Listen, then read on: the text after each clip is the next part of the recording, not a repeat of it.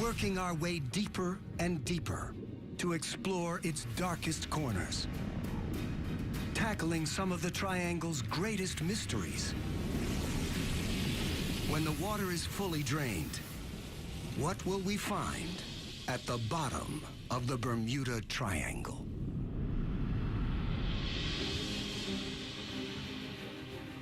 Bermuda, an island oasis 650 miles off the east coast of the United States. For centuries, it's been a refuge for Atlantic shipping, but the island's waters conceal a deadly threat. At the same time as being incredibly attractive, Bermuda also represents a serious no-go area for mariners without specific Bermuda experience. Bermuda's name comes to strike fear into the hearts of sailors and earns a reputation as the Isle of Devils. The paradox of Bermuda's paradise is that it was literally a ship's graveyard for its first 200-300 years. As custodian of the wrecks, Philippe Rouja tracks and monitors Bermuda's historic shipwrecks. And there are plenty to keep him occupied. In fact, these waters may have claimed up to 300 vessels. Why have so many ships perished in these crystal clear seas, so close to land? Philippe sets out to visit several wrecks that could shed some light on this mystery.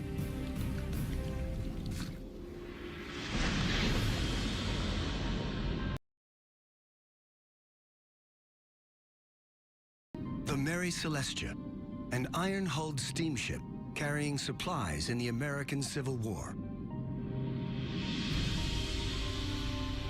She left Bermuda, she came down South Shore and came to her demise right here, which is a very curious thing because we're literally only 800 meters from shore.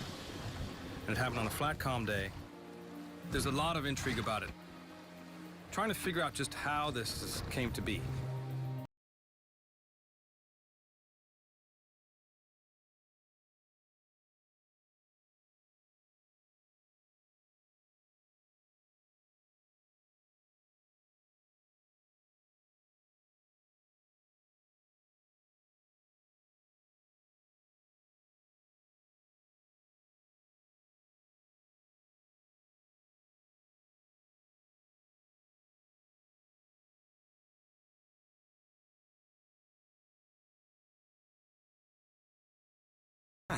According to Philippe's records, numerous wrecks completely encircle Bermuda. There's clearly something out there that poses a deadly threat to shipping. To address this and other long-standing Bermuda Triangle mysteries, we need to see the underwater lay of the land. Removing the ocean layer by layer to gradually reveal an extraordinary landscape.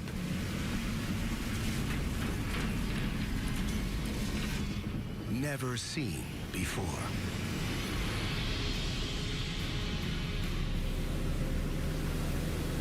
To look into the Bermuda Triangle's depths, we use a fast-evolving technology called sonar mapping.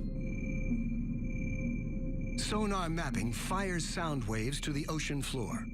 The return signals display the shape and depth of the land beneath.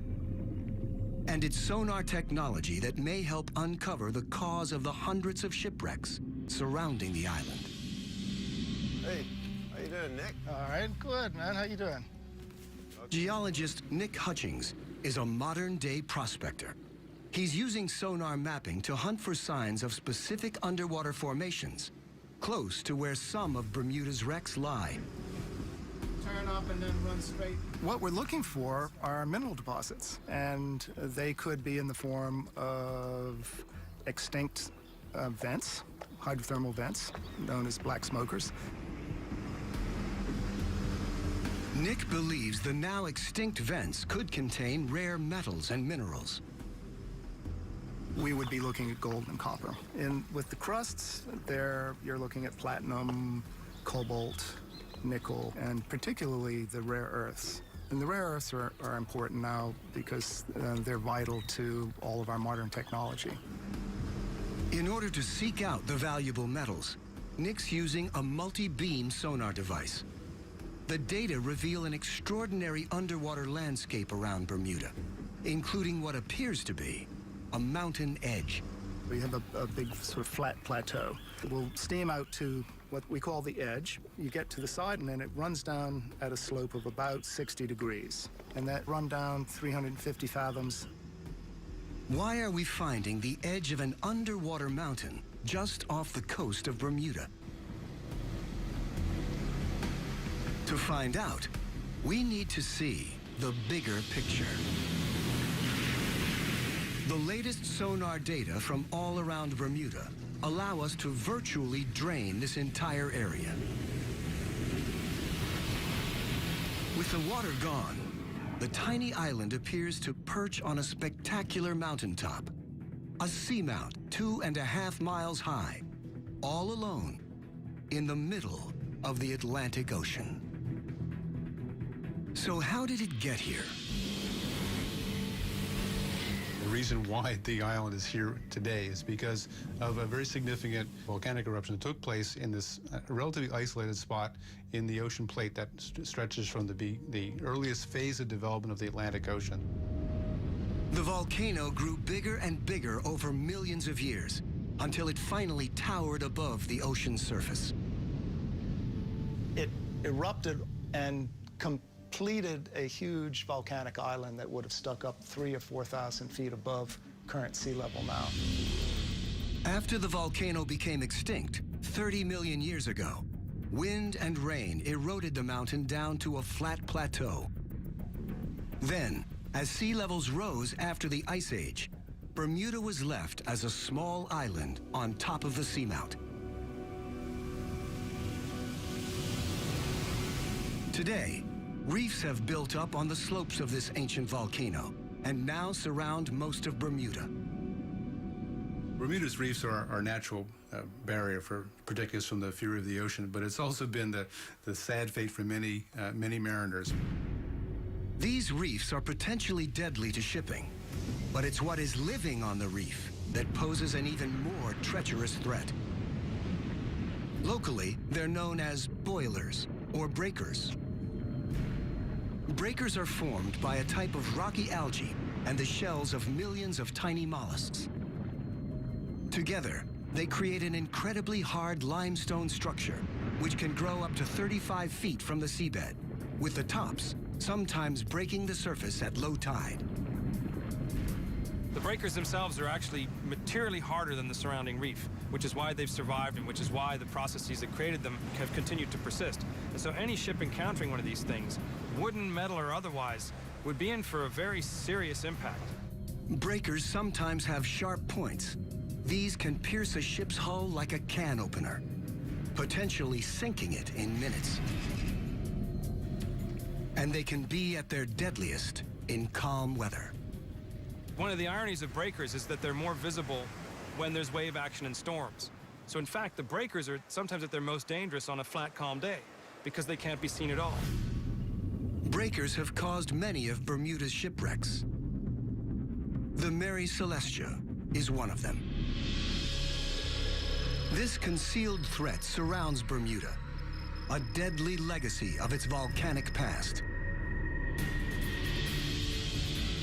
Draining the island of Bermuda helps to explain the hundreds of wrecks found here.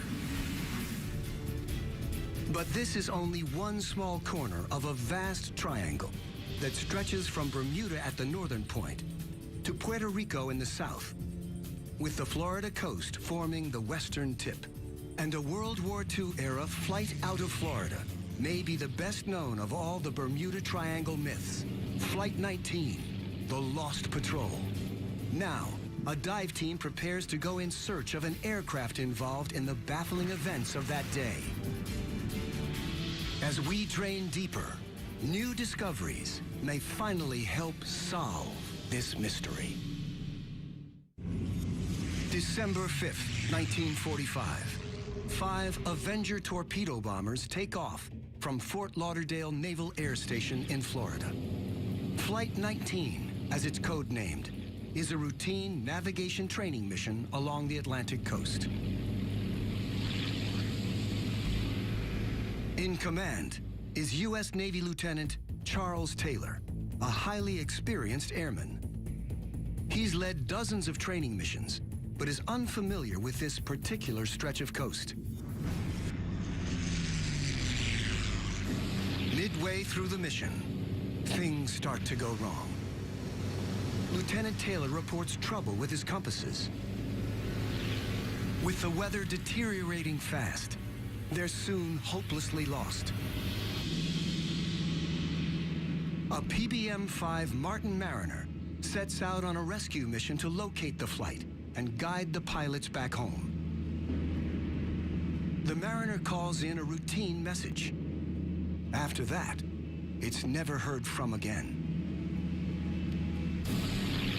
No wreckage has ever been recovered from Flight 19 or the Mariner rescue plane. All kinds of weird and wonderful theories have been put forth to explain the disappearance of these aircraft, from alien abductions to the effects of an electromagnetic fog. It's more likely the pilots simply got lost, ran out of fuel, and had to ditch somewhere over the ocean. The Mariner and Flight 19 ran into trouble somewhere in the area surrounding the Bahamas. For the first time, it's possible to drain this area to the seabed, around 3 miles down. Draining reveals a vast, featureless underwater zone known as the Abyssal Plain. It's like a gigantic underwater desert, and easy to see why the aircraft have never been recovered. But now, 70 years later, we may finally be close to finding the Martin Mariner rescue plane. Mike Barnett is a technical diver who specializes in hunting down lost aircraft. He's spent years investigating the Flight 19 incident and thinks he's got a pretty good idea where the Mariner crashed. I tried to recreate the flight path in my mind where this aircraft might have gone and where it went down. Starting off down here at Banana River Naval Air Station where the aircraft launched from, it traveled north up to Cape Canaveral and then it headed offshore to rendezvous with the search area it was assigned. We know about a half hour after taking off, there was an explosion sighted. There's a freighter out there that recorded seeing an explosion midair. When the vessel got on site, they didn't find any debris. Either the aircraft sunk or portions of it were carried away by the Gulf Stream. Today, Mike and his team set out in search of the remains of the lost aircraft.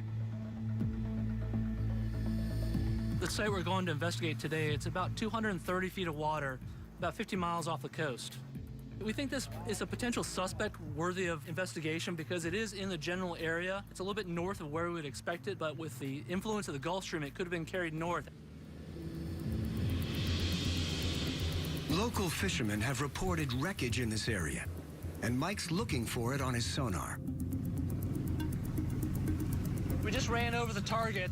It's low profile, it's fairly small, which you'd expect for an aircraft. I guess at this point now, it's just time to suit up and go check it out.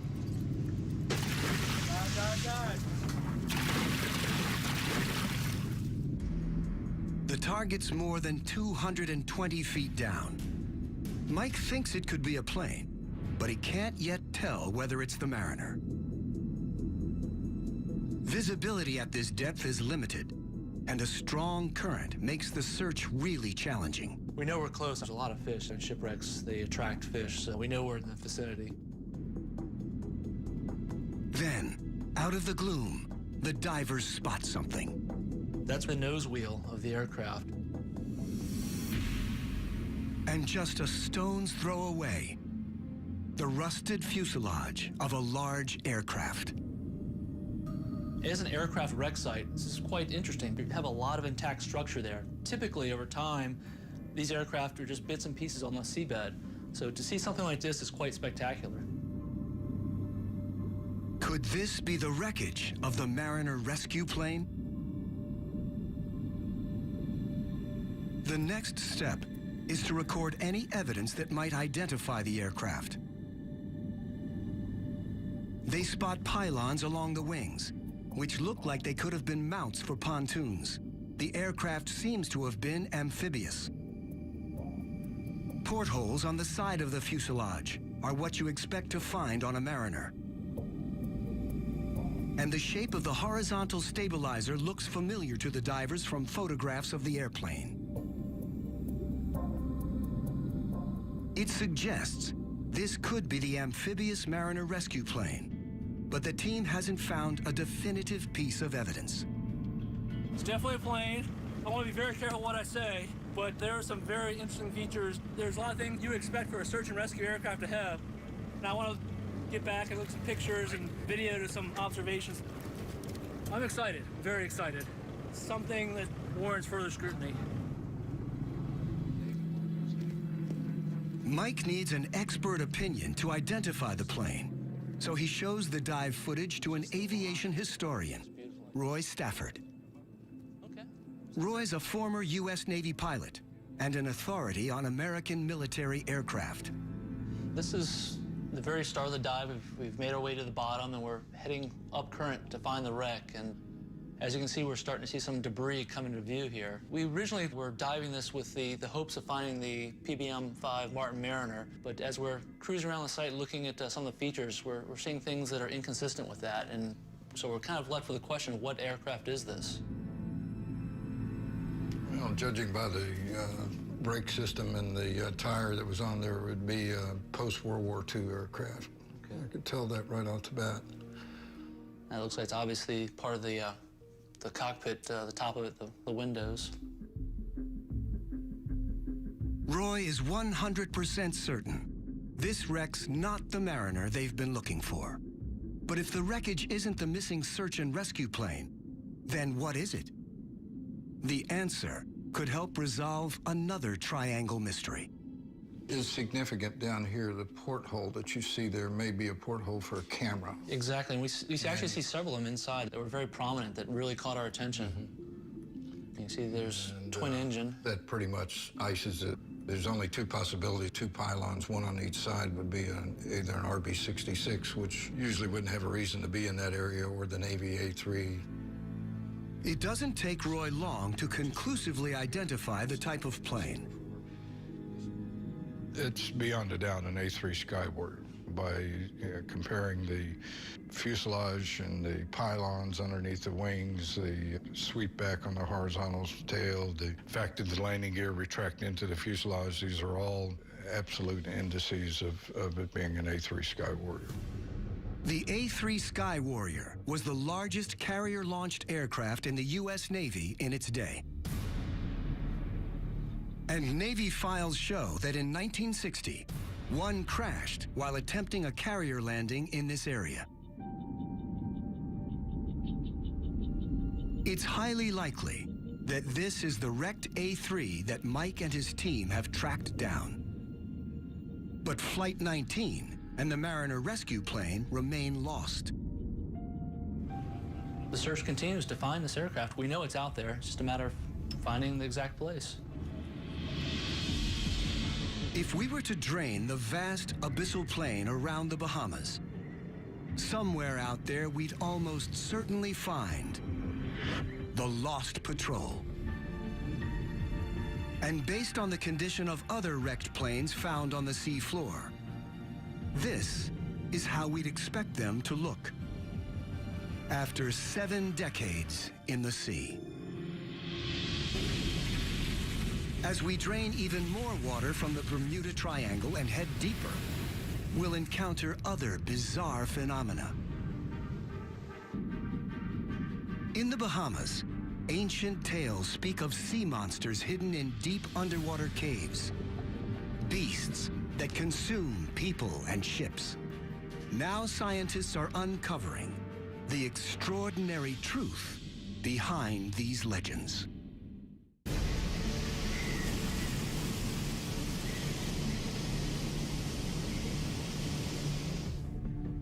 Just 50 miles off the coast of Florida, at the Bermuda Triangle's western point, lie the Bahamas.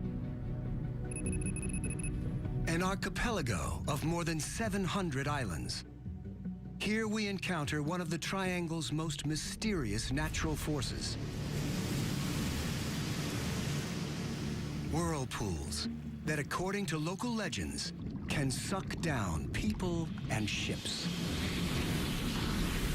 With the ocean's drain to nearly 3 miles, a stunning landscape is revealed. The Bahamas sit atop a vast limestone plateau that rears up from the seabed. It's known as the Great Bahama Bank. Cliffs taller than any found on dry land soar nearly 15,000 feet, almost 3 times higher than the Grand Canyon.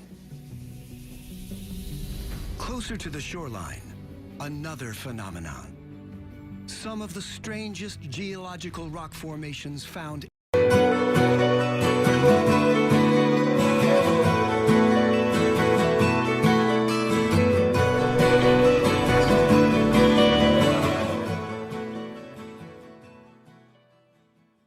anywhere in the world.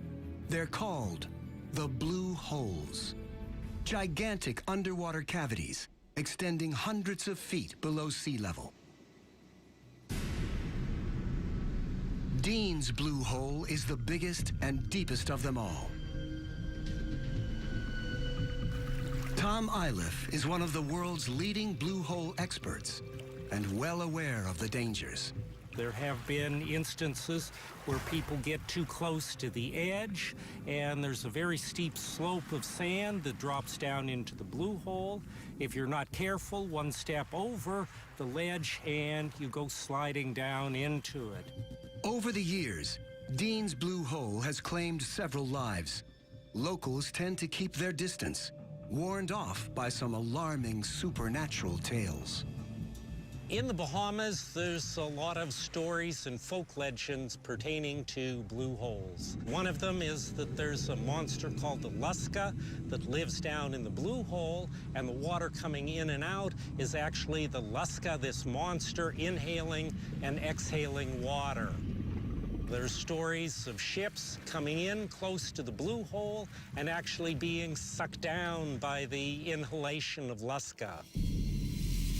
Incredibly, Tom has observed whirlpools at Dean's blue hole, just like those spoken of in the legends. When the tide's been going in, I've seen as many as 3 vortexes or whirlpools simultaneously sucking water down into this cave. Tom's eager to find a rational explanation for this strange phenomenon. There's a tidal effect at work here.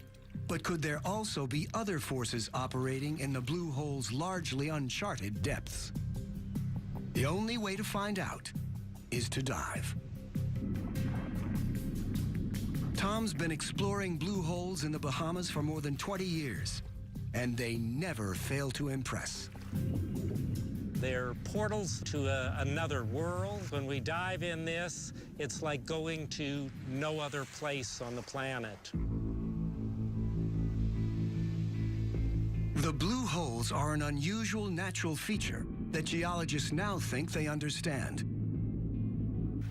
In the last ice age, sea levels were lower. Back then, all this limestone was above ground. Acidic rainwater percolated down into the limestone, eroding large voids in the rock. Eventually, the ceiling of a void collapsed in, creating the distinctive blue hole bottle shape.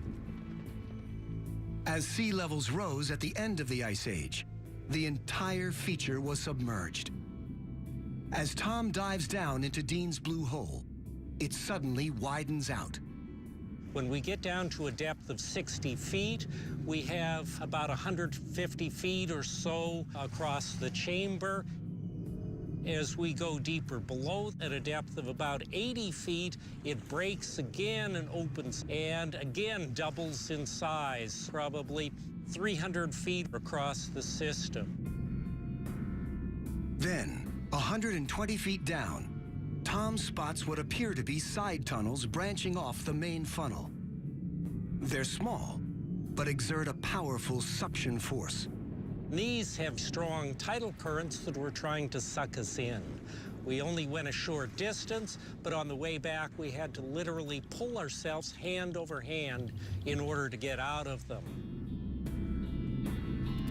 At 150 feet, Tom's at the limit for this dive. He's never ventured deeper.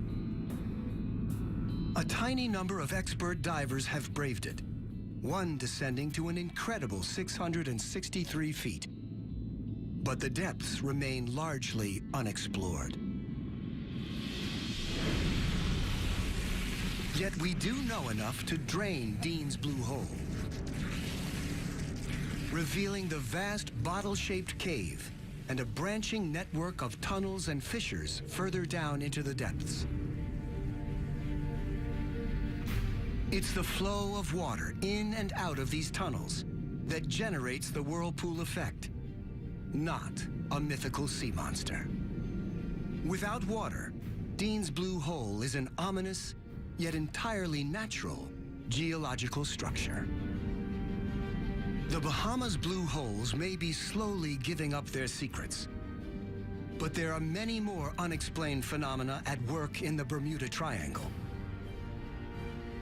Strange tales of gigantic walls of water appearing out of nowhere, and a curious underwater substance covering the seabed with the potential to destroy ships. March 1918, a U.S. Navy cargo ship sets sail from Barbados. The USS Cyclops is a large 19,000-ton bulk carrier. She's transporting a cargo of manganese ore, and there are 309 men on board. One day out of port, she enters some of the deepest waters in the Bermuda Triangle area and simply disappears. No trace of the massive ship or its crew has ever been recovered.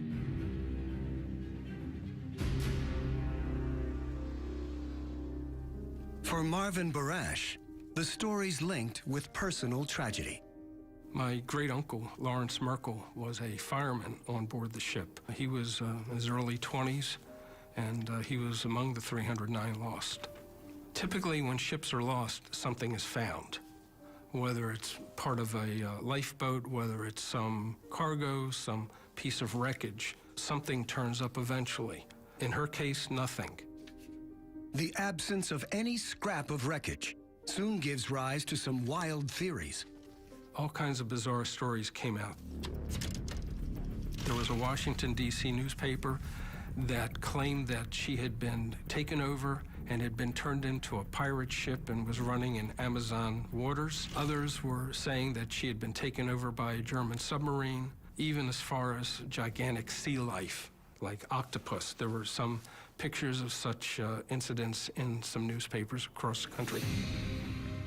Marvin has devoted his life to finding out what really happened to the Cyclops. He's scoured every document and record linked to the ship. It's taken decades of painstaking research, but he now believes he's identified a fatal weakness in the ship's design. She was, at one time, the largest and fastest U.S. Navy ship afloat. She had a flat bottom. She rolled quite easily. And on one day, she rolled approximately 50 degrees one way and in the high 40s the other way. And to many vessels, that could have just continued and caused a complete catastrophe. So given the ship's tendency to roll, did something happen to tip her over? Something extraordinary. For centuries, mariners have spun tales of rogue waves. Enormous walls of water appearing out of nowhere, overwhelming any ship in their path. The idea of rogue waves has been the thing of legend for many, many hundreds of years. Mariners come back reporting having seen these waves, having experienced and survived these rogue waves. A According to Dr. Simon Boxall, these old tales can no longer be ignored. By using satellites, we can observe the entire world in a few days. And so we have, over the last 20 years, observed and measured freak waves, which are, in some cases, in excess of 100 feet. So they do exist. Supersized waves have occasionally been captured on film. This one, in the winter of 2012, slammed into an emergency response vessel in the North Sea.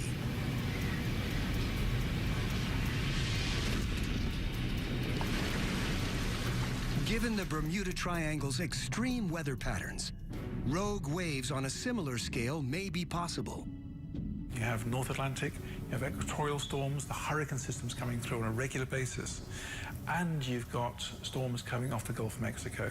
And these come together to create a very confused and a very turbulent sea with freak waves. So did the triangle's turbulent seas produce a freak wave large enough to sink the Cyclops? The Bermuda Triangle has long been thought of as a place of mystery.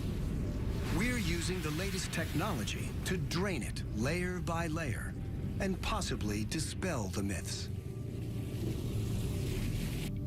Sometimes experimental science can help tackle a long-standing puzzle. Plymouth University in southern England, the Coast Laboratory Wave Tank. This is one of the most advanced wave tanks in the United Kingdom. It can simulate a wide range of the ocean conditions that occur in the Bermuda Triangle. Scientists here take the theory of rogue or freak waves very seriously. Let's go for a focus location of 16 meters. Today, these oceanographers are conducting an experiment to determine whether a rogue wave could have sunk a large vessel like the missing U.S. Navy ship, the Cyclops. The team deploys a scale model comparable in size to the Cyclops. First, they generate a normal wave pattern.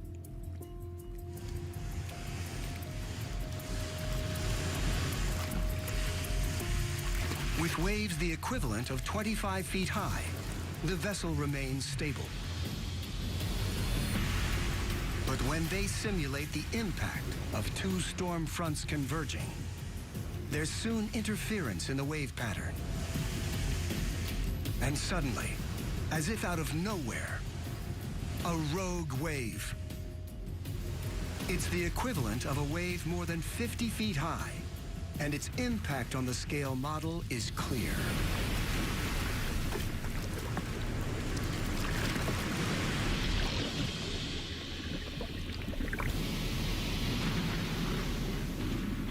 So there is evidence that a rogue wave could theoretically have sunk the Cyclops.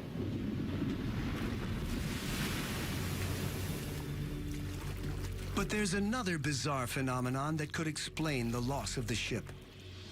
On the seabed, at depths below 1,100 feet, deposits of a strange, milky, waxy material can be found.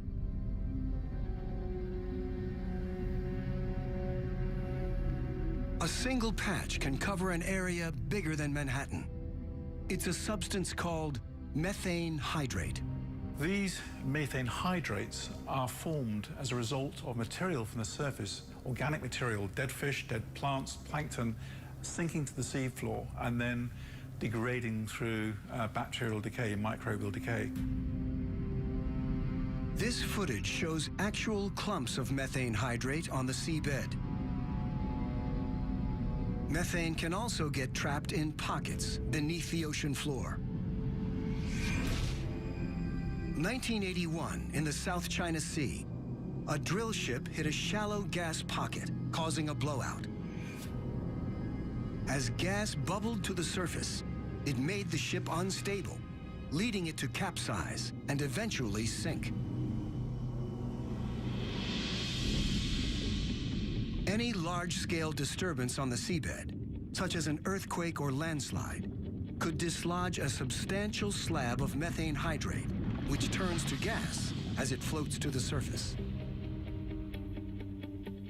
So a methane hydrate release could potentially have caused the USS Cyclops to capsize, especially given that her design left her prone to rolling. But the only way to determine what really happened to the ship is to find her wreckage. Having studied as much as I could about approximately how far the ship may have made it from her departure point, I think she probably was about a day out of port, and she probably wound up around the northwest area of Puerto Rico. Marvin's hopeful that the wreckage site may one day be found. To find the resting place of Cyclops and my great uncle and all the others who served with him would mean a lot. But if Marvin's calculations are correct, the ship won't be easy to recover. Draining the area reveals a trench up to 5 miles deep. The Puerto Rico Trench. This is where the triangle reaches its deepest point. In fact, it's the deepest point in the entire Atlantic.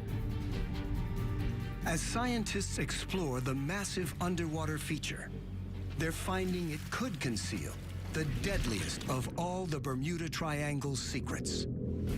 The source of a potentially devastating tsunami. The deepest part of the Bermuda Triangle, the Puerto Rico Trench, may conceal its deadliest secret. So scientists race to explore this inaccessible underwater region. Here, in the National Geographic Society's remote imaging laboratories, they've developed a radical new technology for filming the deep ocean. It's called DropCam. Perfect. Good to go. After years of development, lead engineer Eric Birkenpass tests his camera in the ocean off Chile. It's unpowered. A heavy weight pulls the camera down. There was still a lot of butterflies in our stomach when we actually threw it over the side into the real ocean. When the team deploys it in the Puerto Rico Trench, it takes an hour and a half to travel the 5 miles to the bottom. It's programmed to spend several hours more on the ocean bed, then resurface and transmit its position. There's a huge sense of relief when you first hear that VHF beacon on your radio transmitter and you see that satellite fix. These are among the first images from the bottom of the Puerto Rico Trench, 5 miles straight down. The Deep Sea Imaging Project has given us a window into one of the great unexplored regions of planet Earth. But their images are a series of snapshots, capturing an area of just a few square feet at a time. In order to drain the whole Puerto Rico Trench, we need much more data. U.S. Geological Survey scientist Yuri ten Brink is attempting to map the entire feature and believes there's a pressing need to do so. We started researching this trench because it is very similar geometrically to the Sumatra Trench, where the 2004 Sumatra earthquake and big tsunami happened. And that was a big worry here because a magnitude 9 earthquake on the Puerto Rico Trench can unleash a tsunami that will hit the U.S. East Coast and even Europe. Yuri's team deploys remotely operated underwater vehicles called ROVs to scan the trench and assess the tsunami threat level. The ROVs fire sonar pulses to obtain as accurate a readout as possible. Their 3D mapping reveals the sheer sides of vast underwater canyons. In some of the valleys and rifts, there are sometimes walls that can be like 1,000-meter high or something like that. Geologists have long known the trench formed as the edge of the North American tectonic plate moved underneath the Caribbean plate and simultaneously slid against it. But what the new data suggests is that this could be prime underwater landslide terrain.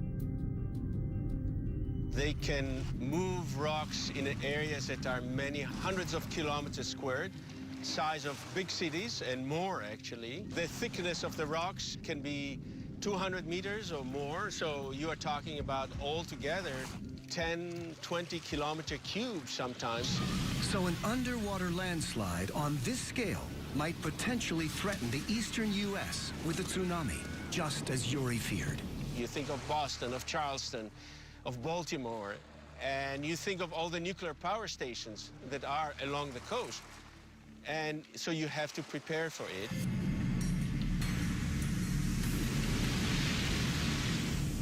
The terrifying impact of a tsunami on an insufficiently protected nuclear power station is now understood.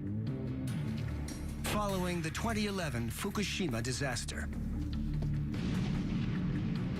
for an equivalent tsunami to reach the U.S., there would have to be a magnitude 9 earthquake in the trench. To assess the odds of a quake on this scale, Yuri's team sampled rock cut from the bottom.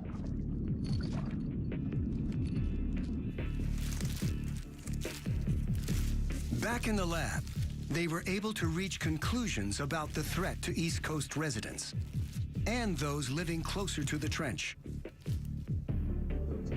From our current understanding, we are not sure that it's capable of such large earthquakes. That not to say that it's not capable of big earthquakes, magnitude 8 to 8.5. That could also happen. They may not hit the U.S. East Coast, but they will still cause tremendous damage in the Caribbean. It's also possible that an earthquake centered in the trench could trigger a methane hydrate release, a further clue that these may be responsible for some of the area's notorious disappearances. Yuri's completed data allow us to drain 500 miles of the Puerto Rico Trench. Given its vast scale and immense depth, it's perhaps no surprise many of the triangle's missing ships and planes remain lost. There are spectacular sheer cliffs several miles high. It's truly an awe-inspiring landscape at the very bottom of the Atlantic Ocean. 5 miles down. Draining the Bermuda Triangle has shown a stunning range of highly varied terrain.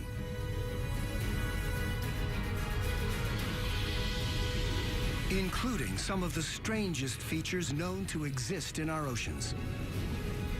The myths and legends of the Triangle are persistent and deep-rooted.